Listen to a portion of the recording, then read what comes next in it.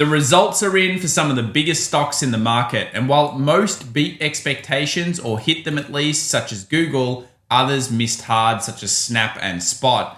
But what's really important is Microsoft's forward guidance. It looks like they're not really meeting market expectations, and this is leading to an over 4% fall in after-hours trade. Join us now as we discuss some of the biggest volume trades over the last couple of days, and more importantly, what they mean to you as an investor and trader. Well, welcome back everyone to the Daily Show, where we discuss macro leading indicators and of course the hottest charts. The best sectors of the last 24 hours were semiconductors and metals, and then the rest were mostly lackluster. And the reason why is we were waiting big earnings. There were some upgrades though. Meta got a new upgrade from New Street, and it looks like they're hyped on AI. But should they be? While some companies might be able to turn instantaneous profits, it looks like Microsoft's forward guidance is showing that we don't expect financial year 2024 margins to be that expansionary as they build out infrastructure for all of the new upgrades. This is a bit of a shock to the market, and it sent it down 4% after hours. What will be more interesting though is how it trades over the next couple of sessions as we start to see more and more big tech earnings come through. Will they continue to disappoint, such as Snap, Spot, Netflix, and Tesla? And is this a buy the rumor, sell the fact style market? Well, speaking of rumors, of course, China is holding off on major stimulus as it does signal property easing. Look, they've got to support the property market. It's a massive issue out there. But as we've talked about before, I think it's probably October when we'll see the major stimulus. What is it going to do to markets though? Well, I think we saw a bit of an idea of that over the last 24 hours, and we'll be bringing up one of the volume trades that just happened and why I think later on this year it's going to come back big time. Let's talk about earnings results. We know that, of course, we have a whole bunch of big ones still coming. Meta after the close on Wednesday, and of course this is Fed Day as well, will be important. Then we move through a lot of big companies, and of course we enter into the next week when we start talking about other big tech earnings as well. The next 2 weeks will really dictate sentiment, I believe, for the next 2 to 3 months. And as we know, the next 2 to 3 months tend to be the most volatile. August and September see seasonally adjusted high spikes in VIX. We've already known that February is the other period, and generally the Nasdaq underperforms these couple of months. These 3 months are the worst on record throughout all of history. When we go through volume, did we see any big untradable or kind of big volumes going through? Well, Qs were interesting. Just into the close, we entered into an area where we'd seen shorting most likely before with some okay large trades. Then we saw earnings, and of course they sent the market down. Another one we need to mention is of course Vale, which is an iron ore company. We saw a very large trade going through as markets boomed up thanks to mostly the China stimulus news. The problem is this a sell or a buy? Based on the basing formation, you could think it is a buy. But when you take a look at BHP, Rio, and other iron ore companies, you might notice they've had a nice run in them recently. It could very easily be a sell, and I think we'll be watching price action very closely over the next couple of days, as it's really more of a rumor that in the future we will see stimulus, and the market likes to know that it's getting it. It doesn't want to work on, oh yeah, we're getting it in the future. Expect Chinese markets to still potentially struggle for the next couple of months, but I think October is going to be a huge catalyst for so many market periods out of the world, and of course sectors. And we'll be looking at the sectors in future subsequent videos, so make sure to subscribe for that. What does everybody think about the market right now? Well, of course, into this earnings season, generally speaking, everyone's bullish. The bears are gone, and we see that in the sentiment reports. We know that if markets turn, this is where they tend to start, and they start to decline in pre-election years. And this is taking over 25 years of data and, of course, breaking it down just to the pre-election years. You'll notice sentiment is very different depending on the type of year we're in and also the type we come into it. So if we have a great first and second quarter, such as we did with the Nasdaq this year, Q3, if it's going to be weak, tends to be the statistical average. Does that mean we have to sell off at this period? Absolutely not, but we need to be on the lookout for it and the signs. And of course, earnings season plus the Fed are going to be interesting. Speaking of the Fed, will they change their inflation targets? This is going to be a fairly big read for not only trades such as where we're seeing gold getting inflows recently, but also it's going to be something I think the market's starting to look for. They don't think we're going to get to 2% easily, so it's more likely we stay hovering around 3-ish% for the foreseeable future. If the Fed don't change their bands, the market may crack it, and therefore we might see a sell-off from that period. This is something that we were looking for over the next 24 hours to see whether anyone mentions it from the Fed. Earnings releases are still coming up, and we noticed that Snap was expected to be the most volatile according to the options market, as was Spot. I guess, yes, it was achieved. Snap fell a huge amount, way more than the 12% expected, and Spotify is down more than that as well. Google certainly achieved it, and Microsoft actually got pretty close. 4% after hours expected move was plus minus 6. So with Meta coming out in less than 24 hours, just remember it's going to be a doozy. Over 10% expected options move. Always be aware of this, and also always be aware that by the time we hit around August 7th, pretty much earnings season is done, except for individual companies. We know whether we'll have forward guidance that is looking good or bad, and it all happens the next 2 weeks. This is where we'll update all of our forward PEs as well and figure out whether the market is super expensive or whether it's actually looking a little bit cheaper than it was. I have a feeling it's going to come in slightly more expensive based on this forward guidance. Let's now discuss what's heading into the biggest options trades, and it's been a little bit interesting. We've got some big healthcare companies doing pretty well in terms of getting a lot of trade on them, but I think the big discussion was, of course, Spotify and then, of course, Snap. So both of those got huge trades on them, 11.86 times the average volume on Spot, and then it fell massive during the session. We also saw a huge move here on RTX, which is 28.55 times the standard volume. That was a pretty big move, and it fell 10% through earnings. So what happens next? It's really got to do with probably semiconductors more than anything else, and we'll look at that sector a little bit later on. But what was performing best over the last 5 days was very strange. It was defensives, XLP, XLV, and XLU, but also inflation-based stocks.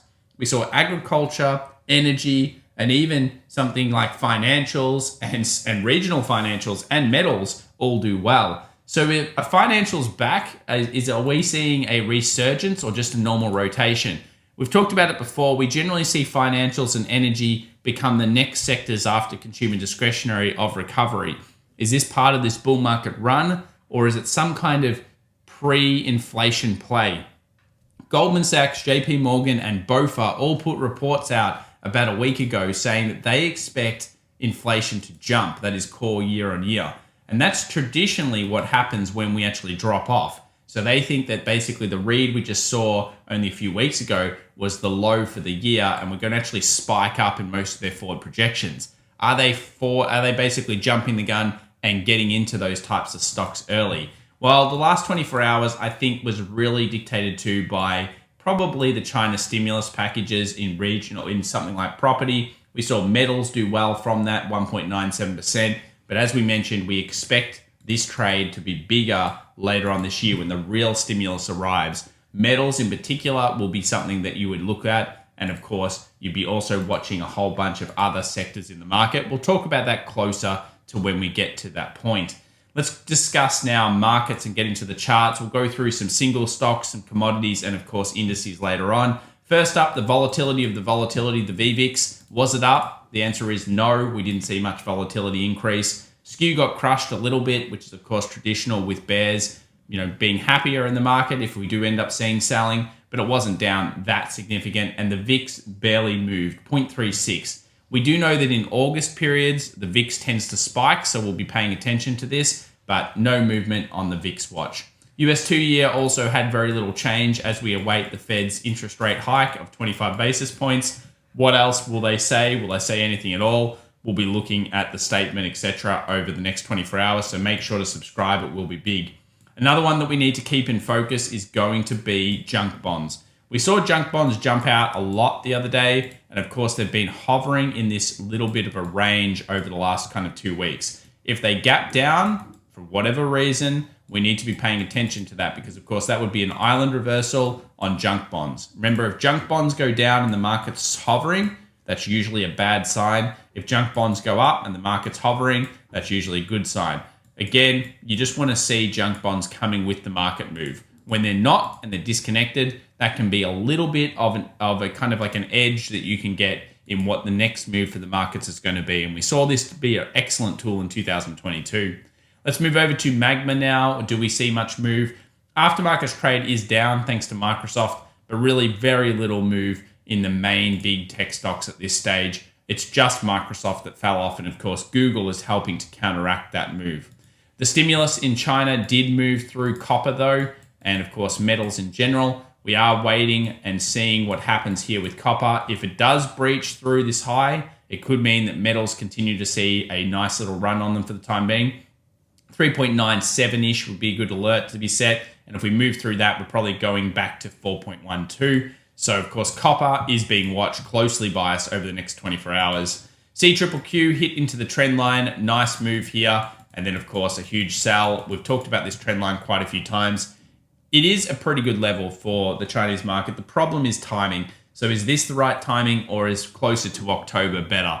It's, I know, a very difficult one, of course. When you look at this, you think, wow, it's pretty good. And if you've got enough time, it could be a very interesting trade. But yeah, CQQQ is certainly starting to look a lot better on markets. And if you think about it, what this really is it's a giant inverse head and shoulders.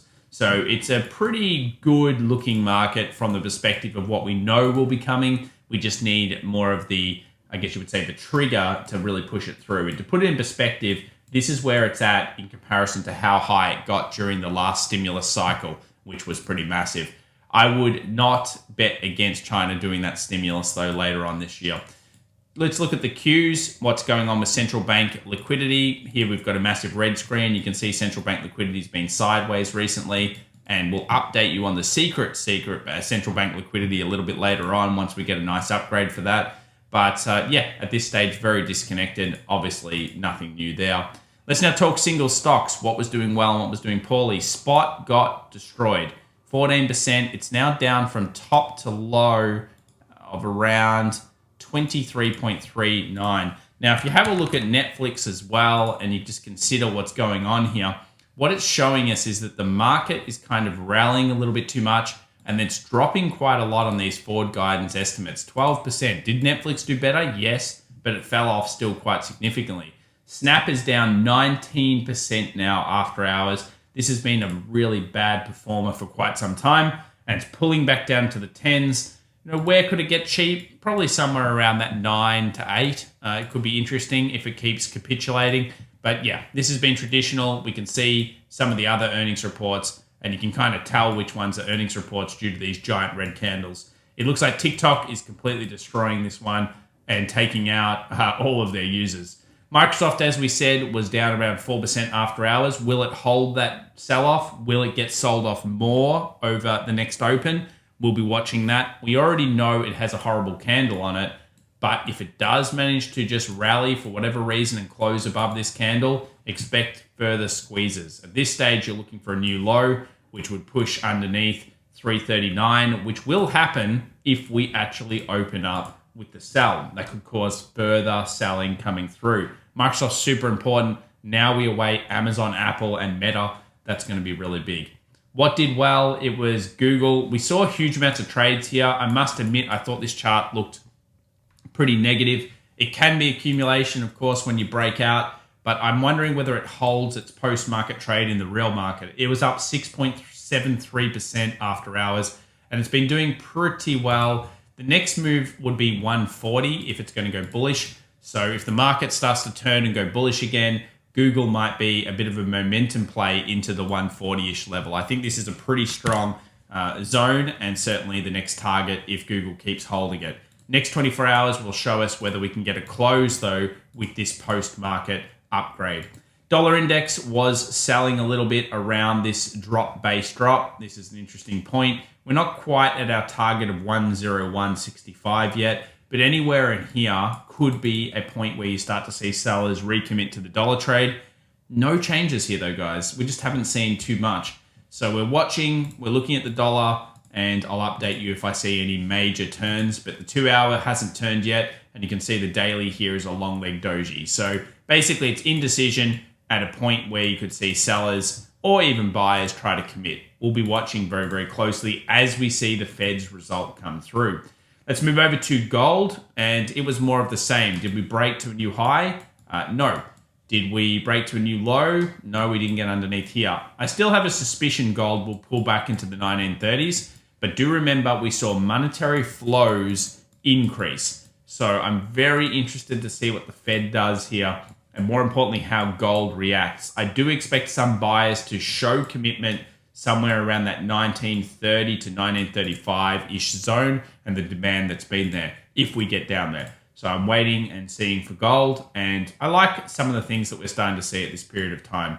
Tesla, very hard to read here, I must admit. It's difficult. Buyers probably will show commitment somewhere in the low 240s, and at the moment you're in the middle of a range. You're not at the high at 300, you're in the middle at 265. It's really just going to go with market sentiment, I think, this one. If the markets sell off, expect Tesla to most likely also sell off. ASX 200 now, it did relatively well in the futures trade. And the main reason, I think, is the promise of China stimulus, helping things like energy stocks, helping things like metals in general, which there's a lot of here, and financials are improving. If everything looks pretty good from an inflationary trade, you'll break out on the ASX 200 and move back to 7,500. It is at supply or the resistance though. Now let's get into all the other indices. First up, the DAX. This trade is like watching paint dry. So the DAX has not taken a new high, but it keeps posting these green candles. This is kind of the problem, and something we saw with the S&P 500 coming into this earnings.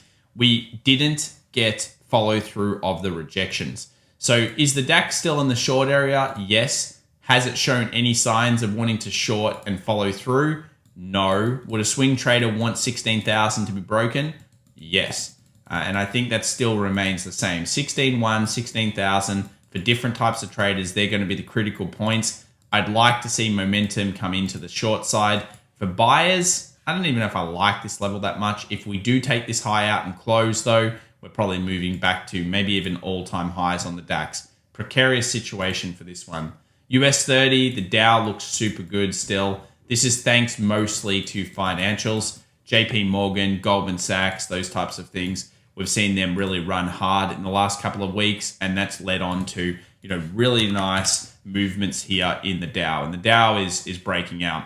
But the financials are basically at resistance, and everywhere around here is where I'd be a bit cautious on financials. We talked about it being a big supply zone, and it's hit it. That's the move. Now we find out whether the market wants to sell, or if it moves from this zone, the next level will be around $37-ish. So there could be also a nice rally coming if markets tend to go bullish. Here's where the Nasdaq's trading at the moment. No new low. We're looking for around 15,373 to give us that. And we are cautious here. Like basically, if we take a look at changes of trend, a small time frame change bullish has just occurred. So really pull-ups from here are probably expected, at least in the futures market.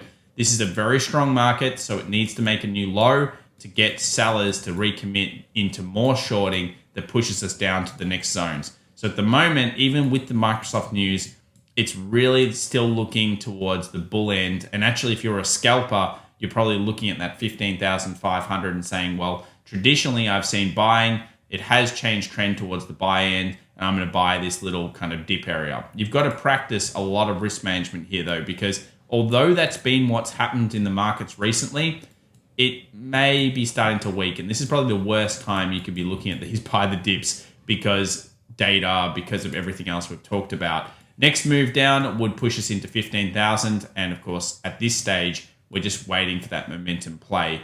I think that this is, a very interesting point over the next 24 hours into some big news. Let's move over to the SPX. It made a new high, then rejected it. Now it's going to open with what looks like a gap down, though we don't know how big, and it's put in a higher high. So the change of trend that occurred here on the small time frames, the stop loss, if you were really tight, just got hit. Sad face for that, I guess. But we already saw the signs of it using the futures market. So let's have a look at the futures market. Generally speaking, when you get this type of thing, that's a smiley face, very good. Then it comes back up and tests it again and doesn't get a significant sell-off. in most cases, like 8 out of 10 cases, you will lose this trade at that point. So you have to make a consideration of whether you want to close it or just put a super tight stop on it, because it will most likely go to a new high. If you're using an option, doesn't matter, because of course you're looking for it to float round. But yeah, that first initial reaction was awesome. This coming back up here, that's certainly a question mark. And when it doesn't and fails to sell and makes a new high, it's always going to go steal the high at that point. Very, very clean kind of trade that tends to do it. Now, what we're looking for though is we get a lot more information. I still think 4,500 is the key here, but for day traders, they'll be looking at 45.30 being a significant switch of trend. And all up here, of course, there's going to be scalpers saying, I'm going to try to short this top, put little stop losses above or small contracts and go towards it. It's not a bad concept, but remember, you'll lose that trade quite a few times. So a lot of different ways to cut this market. In terms of bull look, you just want to close above here on the daily, and that should signify further push. And I think the next level is around 46.50 on the bull end. So yeah, we've got some big levels this week, but no closure outside of our trade range for now. Bitcoin has continued to weaken and it's continued to hold low. So yeah, I guess at the moment we're still looking for 28,000 for Bitcoin. If it does snap this though and move above 30,420, take those highs, expect a new high on Bitcoin after that, at least from a TA perspective and what we've been looking at in these charts. Let's go to the calendar now and think about what's ahead. So we've been talking a lot about the FOMC statement. That's a big deal. Federal funds rate, but really what happens is this moves the market a certain way. Then we see the press conference, and the press conference often reverses and goes the opposite way, whether that's bullish or bearish. So yeah, I think the press conference is pretty important. The market is starting to think, I want to see you change your inflation targets. I don't think we'll get anything, but maybe we will, and the market might crack it. So just pay attention here to these moves. ECB press conference is coming Thursday, so it's the week of central bankers. Then the Bank of Japan policy rate, outlook report, monetary statement, and of course then we get core PCE price index, which the Fed use a lot to kind of figure out what's happening next. So there's a lot of news coming out. Make sure to subscribe to the channel and smash that like button, and of course comment down below if you're enjoying everything that we're doing here. Thanks so much for being a subscriber, guys. Appreciate each and every one of you. We'll see you in the next video. Bye for now.